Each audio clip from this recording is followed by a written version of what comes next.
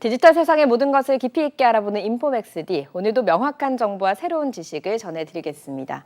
지난해 11월 오픈 AI의 챗 GPT가 세계에 공개된 이후 초거대 AI가 세계적으로 급부상하는 시기가 됐습니다.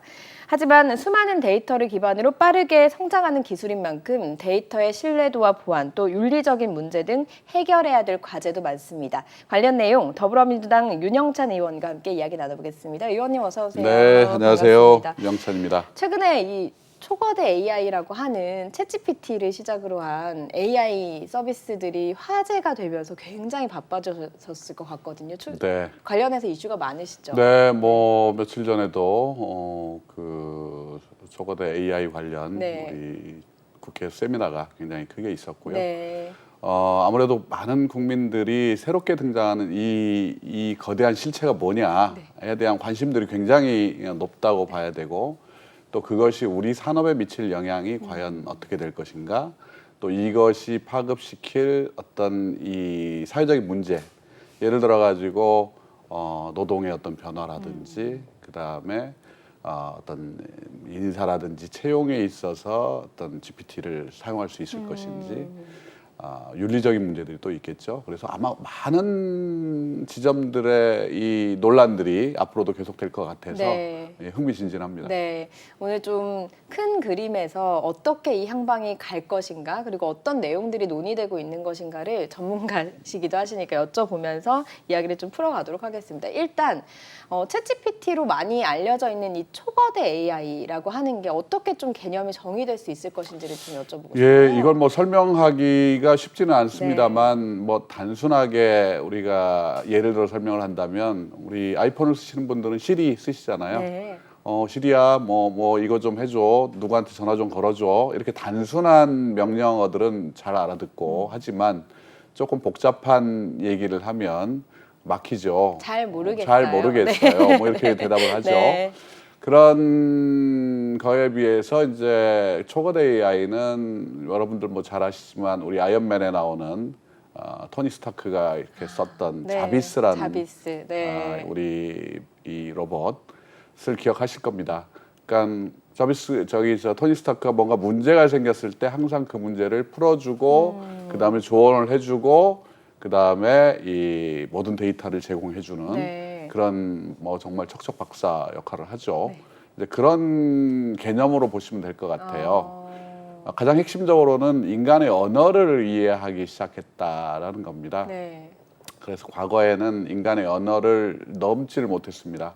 다른 부분들은 인식을 할 수 있어도 인간이 쓰는 이 언어의 복잡성을 도저히 따라가지를 못했거든요. 근데 이제 그런 부분에 대해서 언어를 이해하기 시작했다가 굉장히 중요한 포인트라고 생각합니다. 네, 일단 사실은 말씀하신 대로 좀 오래 전부터 뭐 시리라든가 이런 개념들, AI들이 개발이 되어 오긴 했습니다만, 사실은 지난해 챗GPT가 나오면서 이게 이럴 수 있단 말이야? 다들 놀랐거든요. 이 분기점이 좀 됐다고 봐야 할까요? 네, 그렇습니다. 네. 그러니까 그 인공지능의 역사는 굉장히 오래됐죠. 1950년대부터 시작을 했습니다. 네. 그래서 처음에는 이제 사람이 규칙을 정해놓고 규칙을 입력하면 그 명령어에 따라서 이제 이 프로그램이 돌아가는 네. 이런 방식이었는데 아무리 해도 이해를 못하는 거예요.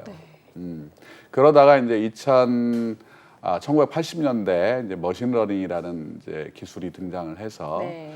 수동적으로 제공을 했을 때 기계가 학습하는 방식으로 이제 이 머신러닝이 시작합니다. 네. 그럼에도 불구하고 언어는 풀지를 못했어요. 근데 이제 2010년에 들어와서 딥러닝이라는 그 머신러닝 중에서도 아주 정말 많은 데이터를 학습시킬 수 있는 능력들이 만들어지면서 딥러닝으로 학습한 데이터의 양이 어마어마하게 많겠죠. 이전에 비해서 어마어마하게 많은 데이터를 넣어놓고 학습을 시켰더니 기계가 갑자기 그 부분을 이해하기 시작하는 거죠. 그래서 일종의 인공지능의 어떤 새로운 서막이 올랐다라는 얘기를 들었고, 그걸 점점 학습들을 강화하면서 여기까지 오다 보니까 네. 결국 작년에 우리 오픈 AI에서 챗 GPT라는 네. 걸 공개를 하게 됐죠. 네. 그러면서 이제 이런 대답도 내놓고 뭐 소설도 써주고 뭐 논문도 대신 써주고 뭐 이런 이제 이야기들이 많이 나오고 있는 건데 뭐 우리 기업들도 그 챗GPT 못지않은 그 AI를 만들려고 노력을 하고 있는 중이고 그래서 관련해서 석학들과 기업 관계자분들 모시고 토론회 여셨잖아요. 네네, 의원님. 그렇죠. 어떤 점이 인상 깊으셨는지 먼저 여쭤볼게요. 아무래도 이제 기술적인 측면에서는 네. 본인들 얘기지만 우리 네이버나 카카오, 그다음에 LG, 그다음에 KT, 뭐 SKT 다 뭐 굉장히 기술적으로는 많이 와 있다라고 이야기를 합니다. 예를 들어 가지고 네이버가 이제 올 여름에 하이퍼클로버 X를 출시를 하는데 이것도 이제 챗GPT 같은 네. 거대 언어 모델이죠. 근데 그 모델에서 한국어에서는 뭐 이 구글의 바드나 네. 그다음에 뭐 챗GPT보다 훨씬 성능이 좋다. 이렇게 자신을 하고 있습니다. 그리고 뭐 다른 어떤 언어에 있어서도 그 격차가 빠르게 줄어들 것이다. 네. 영어 같은 경우도 본인들이 열심히 지금 하고 있다. 그러니까 기술적인 측면에서는 많이 와 있는데 이제 문제는 아무래도 챗GPT나 이 바드 같은 글로벌 사업자들이 만든 서비스들이 먼저 출시가 됐잖아요. 네. 먼저 출시가 되다 보니까 이제 이 우리 기업이라든지 스타트업들이 먼저 출시된 플랫폼들의 이 종속이 돼버리면 그러면 시장 자체가 완전히 쏠려갈 수 있는 가능성이 높다. 선점 효과가 그렇죠. 있으니까요. 네. 이 플랫폼 시장은 뭐 아시다시피 네. 저 선점을 하는 회사가 모든 걸 먹는 뭐 all or nothing 게임 비슷하지 네. 않습니까? 그래서 그런 부분에서 우리 국내 기업들은 조금 긴장을 하고 있는 것 같고요. 아무래도 또 하나의 이제 문제는 출시를 했을 때 제품에서의 이제 윤리성 문제라든지 추가적인 어떤 문제들이 나올 네. 수 있기 때문에 그 부분들을 정제하는 문제 어떻게 정제할 것이냐. 네. 이게 굉장히 중요한 과제인 것 같고 네.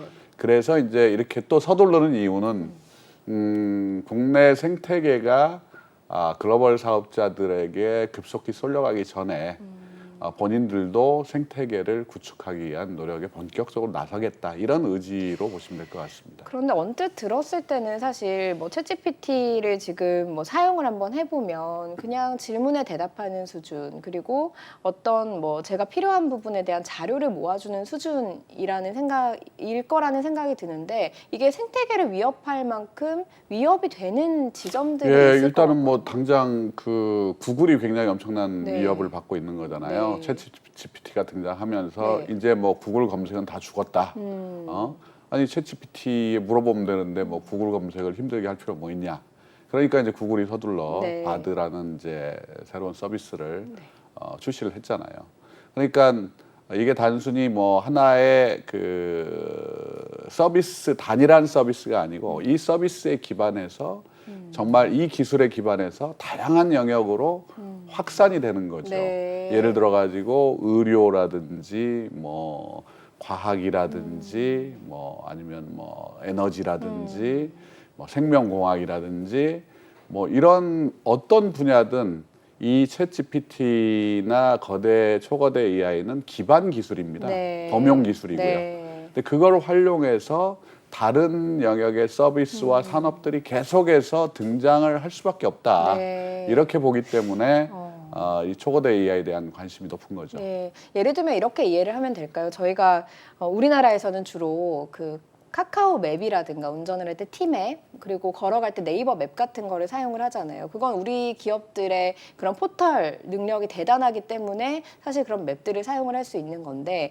구글이나 챗GPT가 먼저 선점을 해버리면 그런 영역까지 넘쳐 흘러갈 수 네, 있다라고 당연히 생각을 그렇습니다. 하면 되는 이제 제가 거예요. 네이버에 있을 때 네. 이제 구글 지도와 관련해서 국내 업체들과 구글과 굉장히 갈등이 있었거든요. 네. 이제 구글이 요구했던 이제 초정밀 지도를 우리 쪽에서는 우리 기업들은 제공해서는 안 된다. 네. 지도 시장이 다 넘어갈 수밖에 없다라고 이제 우려를 표명을 했었고 그래서 이제 정부에서도 제동을 걸었던 걸로 기억하고 있습니다. 네. 그럼으로써 이제 국내 시장에서는 어쨌든 카카오나 네이버 그리고 뭐 SKT 네. 뭐 이 지도들이 굉장히 국민들은 사랑을 받고 있는 그렇죠. 거잖아요. 네. 그러니까 이 AI와 관련된 역사를 바라볼 때 우리가 한 가지 주목해야 될 점은 데이터입니다. 네. 데이터가 AI를 만든 가장 기본적인 주식이라고 보면 됩니다. 그냥 밥이라고 보면 됩니다. 네.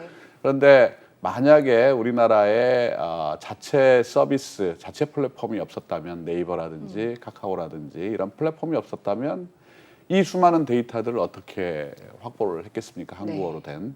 그래서 그 데이터를 기반으로 해서 초거대 AI가 등장할 수 있었다라고 보시면 될 것 같고요. 네.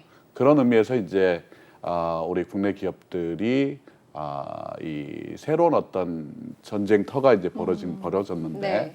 여기에서도 이제 살아남기 위한 이제 노력들을 하고 있는 거죠. 그 관련해서 데이터 주권이라는 이야기도 나오고 있더라고요. 그러면 데이터 주권이라고 하는 것이 그들이 선점을 했을 때 데이터 주권을 뺏길 수 있다라는 그렇습니다. 말인 그런 건가요? 우려들이 있는 거죠. 네. 예를 들어 가지고 우리가 우리 자체 서비스가 없고 구글 검색만 우리가 이용한다고 생각을 해보죠. 구글에 검색을 하면 구글 서비스 내 모든 우리의 데이터들이 다 들어가잖아요. 네. 근데 그 데이터는 어디에 저장이 될까요? 클라우드에 저장이 되나요? 클라우드인데 그 클라우드로 전환이 된 이 데이터들은 전 세계의 구글의 이 IDC에 다 분산 배치되거든요. 네. 그러면 어디에 가 있는지를 알 수가 없는 거잖아요. 우리의 정보가. 그렇죠. 네. 그거를 또 활용할 수도 없는 네. 거고 우리는.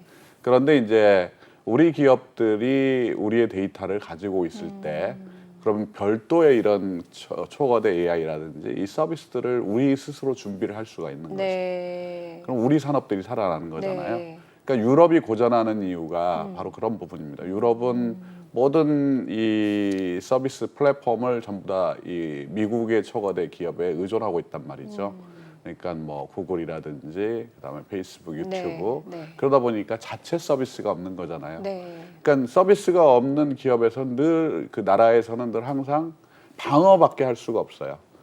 여기가 규제를 해야 되고 얘들이 들어오는 건 이렇게 막아야 되고 얘들은 못 들어오게 해야 되고 네.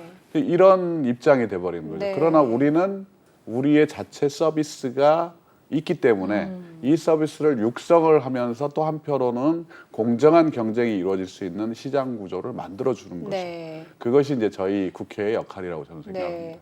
그래서 클라우드가 중요하다라고 이야기를 하신 건가요? 클라우드라고 하는 게 저장소인 거잖아요. 일종의. 클라우드 저장소죠. 네. 저장소인데 예를 들어서 그런 겁니다. 이게 AI를 구성하는 3대 요소는 AI와 데이터와 클라우드입니다.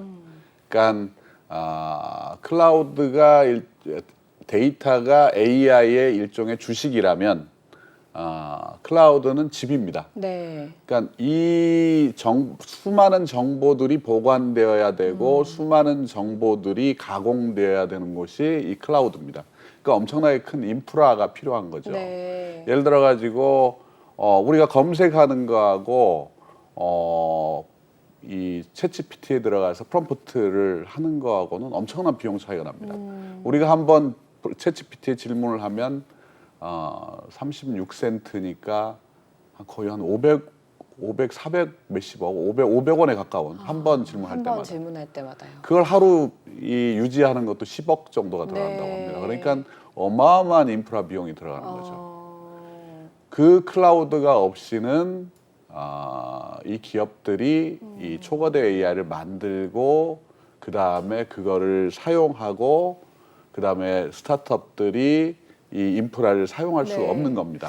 국내 클라우드 기업들도 과거에 비해 상당히 좀 늘어났다고 들었는데 많이 성장하고 있죠. 지금 어느 정도 수용할 수 있는 수준인 건가요? 아니면 이제 좀 많이 늘어나야 되는 근데 국내 클라우드 업체 중에서는 뭐 우리 네이버 클라우드, 카카오 클라우드, 네. 그다음에 NHN 클라우드, 그다음 KT, 뭐 SKT 다 클라우드 사업들을 하고 있죠. 네. 근데 우리 민간 클라우드 시장은 이미 이제 우리 아마존, AWS나 마이크로소프트 애저 이 해외 사업자들이 다 거의 다 장악을 했습니다.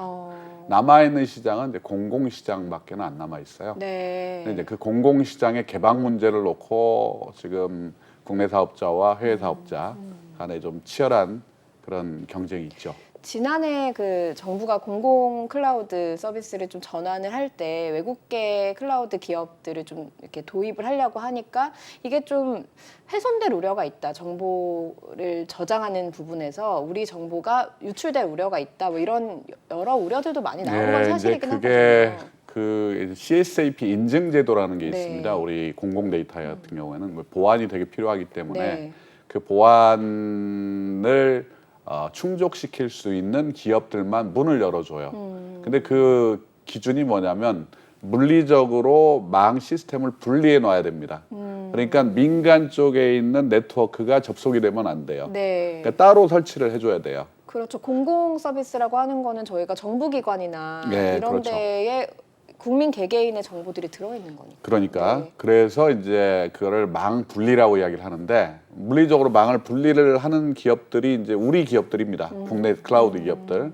거기는 이 사업에 진출하기 위해서 별도의 시스템을 구축을 다 하고 네. 이제 들어갔던 거죠.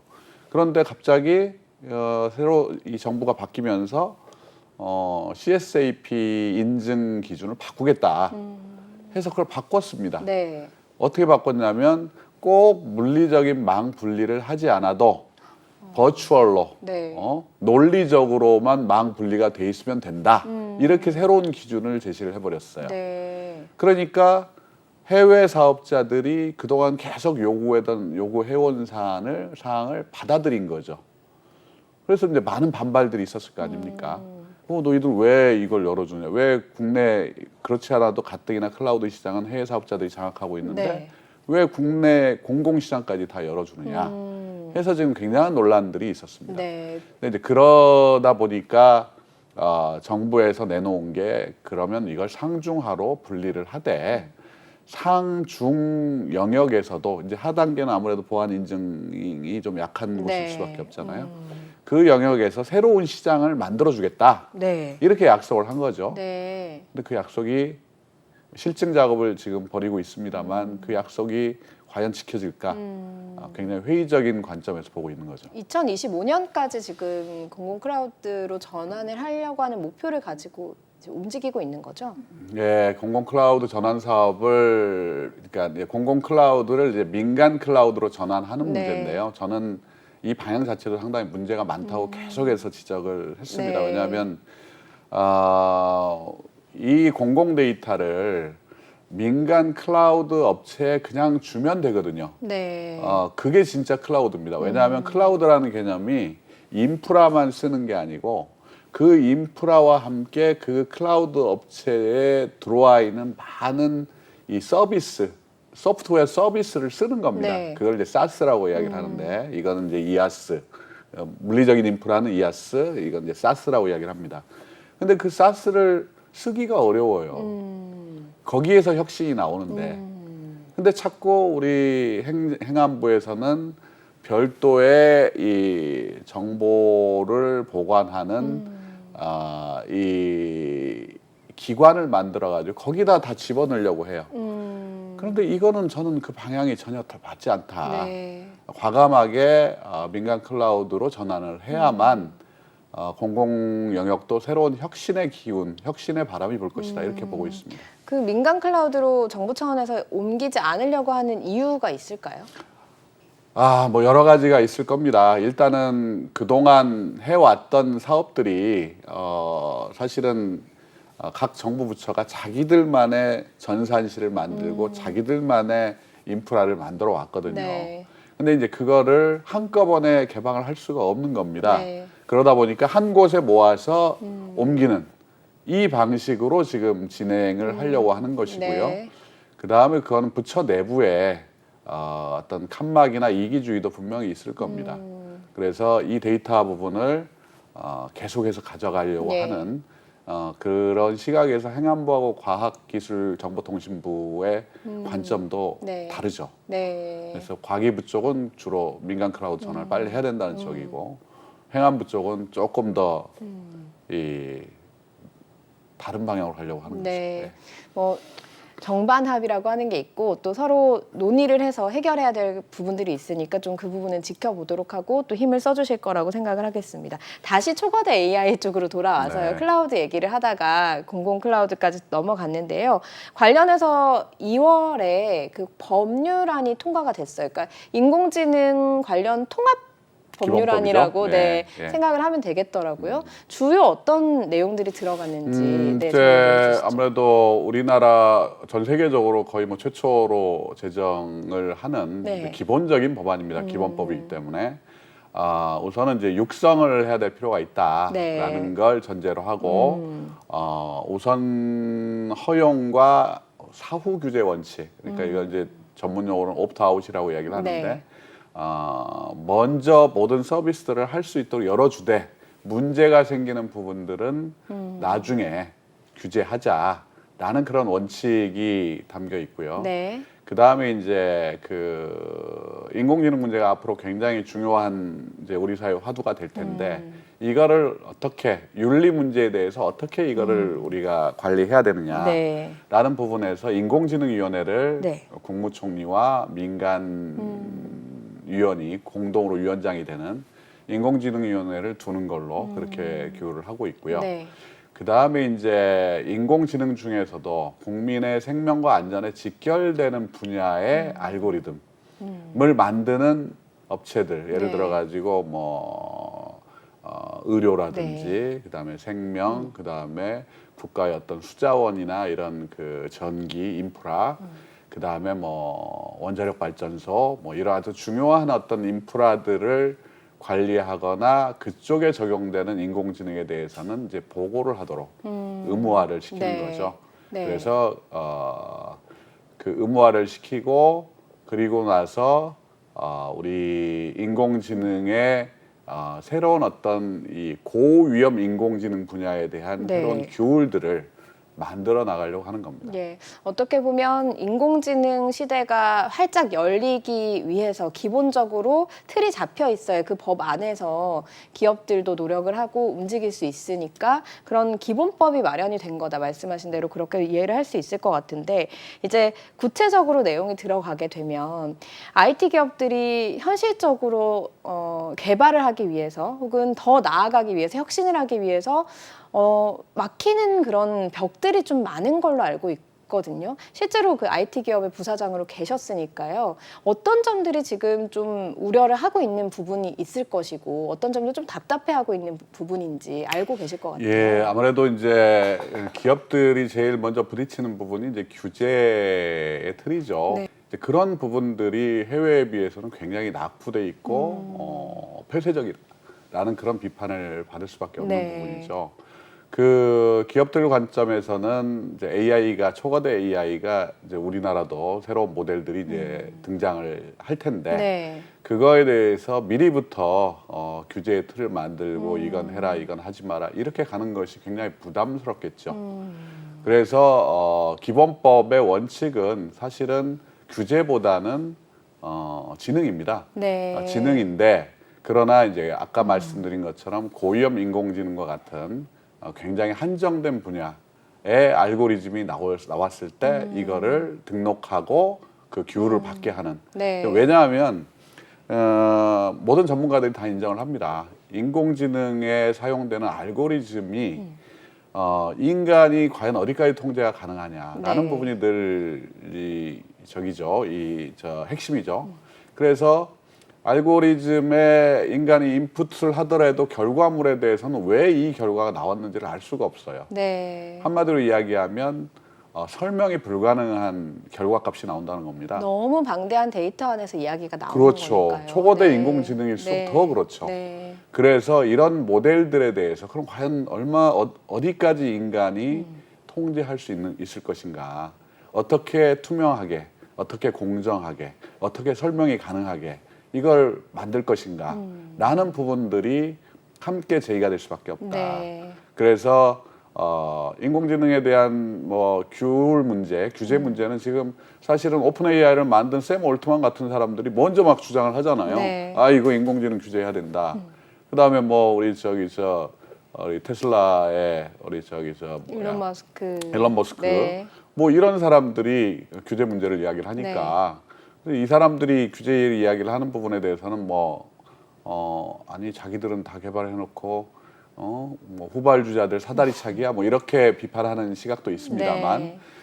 인공지능 부분에 대한 규제 문제는 아마 어쩔 수 없이 뒤따라올 수밖에 없는 초거대 AI가 등장하면서 뒤따라올 수밖에 없는 이 부수적인 이 패스가 될 수밖에 없다, 네. 길이 될 수밖에 없을 거다 네. 이렇게 보고 있습니다. 어떤 기술이 개발이 되면 저희 뭐 개인적으로 또 국가 차원에서 다 예측을 해서 부작용들을 막아낼 수는 없는 부분이니까 국회가 빠르게 이제 따라가면서 법안을 마련하고 막고 국민들을 보호해야 되는 부분들이 있을 것 같거든요. 그럼 지금 예측되는 문제들 중에서 어떤 법안을 마련해서 국민을 좀 보호하려고 준비 중이신 건지 좀 여쭤볼게요. 그 부분을 미리 예측하기는 굉장히 네. 어렵습니다. 이게 이제 초거대 AI가 나온 게 작년 11월에 등장을 했는데 불과 나온 지 이제 한 7개월 네.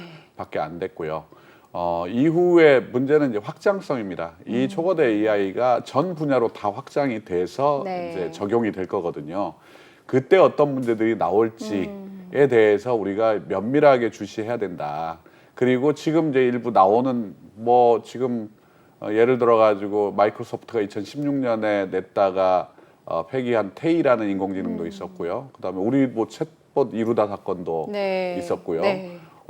이 인공지능과 관련돼서 그동안 문제점들이 굉장히 있었잖아요. 우선은 이제 데이터가 많은 데이터를 넣느냐, 적절한 데이터를 넣느냐, 뭐 이런 논란에서부터 네. 그다음에 편향되게 데이터가 들어간 건 아니냐, 그다음에 이 데이터를 설계하는 과정, 알고리즘을 짜는데 문제가 있었던 건 아니냐, 뭐 이런 부분들에 대해서 더 국민들의 일반 사람들의 삶에 더 밀접하게 연관이 되기 때문에 그 부분에 대한 설명을 요구하는 목소리는 당연히 높아질 수밖에 없다. 네. 그렇게 보고 있습니다. 네, 알겠습니다. 마지막으로 그 네이버에 계시면서 아무래도 기술 개발의 목적과는 다르게 이게 악용되는 사례라든가 윤리적으로 좀 문제가 되게끔 이용하는 사례들을 많이 보셨을 것 같고 이거를 어떻게 해결할 것인가 고민을 많이 하셨을 것 같거든요. 앞으로 인공지능 역시도 사람이 이용을 하는 거고 윤리적인 문제가 나올 수밖에 없습니다. 지금 어제 나온 기사 보니까 대학교에서 챗GPT로 기말고사를 보면 교수들이 0점을 주겠다. 그래서 학생들이 뭐 유료 쓰면 되지. 뭐 이런 얘기도 하고 그래서 여러 논의들이 있을 것 같은데 인공지능 초거대 AI를 대하는 어떤 자세를 인간이 갖춰야 할 것인가 좀 그 해안을 듣고 싶습니다. 예, 참 어려운 문제입니다. 네.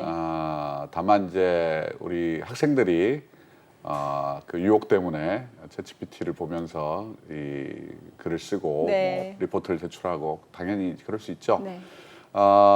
그래서 아마 GPT 제로라는 또 새로운 프로그램도 만들어서 이걸 이제 막아내고 또 백신하고 똑같아요. 네. 그러니까 뭐가 바이러스가 생기면 그걸 막기 위한 백신이 등장하고 이런 싸우는 것처럼. 네. 그런데 이제 지금 현재 단계에서 우리 챗GPT나 초거대 AI에 대해서 걱정하는 부분들은 아까 말씀드린 것처럼 인간이 과연 통제 가능한가? 그 다음에 과연 인간을 위해서 복무할 수 있는가? 가 가장 중요할 것 같습니다. 네. 왜냐하면 지금 단계 챗GPT의 성능만 봐도 굉장히 놀라운데 이것이 앞으로 발전해 나갔을 때 정말 우리가 이제 이 진화 미래학자들 사이에 이제 특이점이라는 이 얘기가 있거든요. 네. 싱귤레러티라고 이야기를 하는데 그 특이점이라는 게 인공지능이 발전해서 모든 인류의 지능을 합해놓은 것보다 이 인공지능이 더 뛰어난 어떤 지점으로 가는 네. 세상의 모든 구조가 바뀌는 네. 이 지점을 특이점이라고 이야기합니다. 네. 특이점에 대해서 올 거다 안 올 거다 뭐 얘기들도 많지만 정말 인간이 이 인공지능을 인류의 지속 가능성과 그다음에 인류의 번영을 위해서 쓸 수 있도록 그 범위 내에서 통제하고 범위 내에서 이 기술들을 관리하는 것. 네. 이것이 가장 중요한 관점이다. 이렇게 생각합니다. 예, 알겠습니다. 사실 초거대 AI 시장 자체가 예측이 참 어려운 부분이기 때문에 오늘 나눈 이 거대 담론과 기본적인 내용 말고도 앞으로 이야기를 나누고 여쭤봐야 될 부분들이 많을 것 네, 같습니다. 네. 나올 때마다 좀 네. 많이 모시고 여쭤보도록 하겠습니다. 네, 자주 오늘 말씀 불러주십시오. 고맙습니다. 네, 고맙습니다. 네, 인포맥스디 벌써 마쳐야 될 시간이 됐습니다. 영상을 보신 후에 궁금하신 점이나 개선해야 될 점이 있다면 유튜브 연합뉴스 경제TV 채널을 통해서 댓글을 달아주시면 더 좋은 방송으로 찾아뵙겠습니다. 고맙습니다.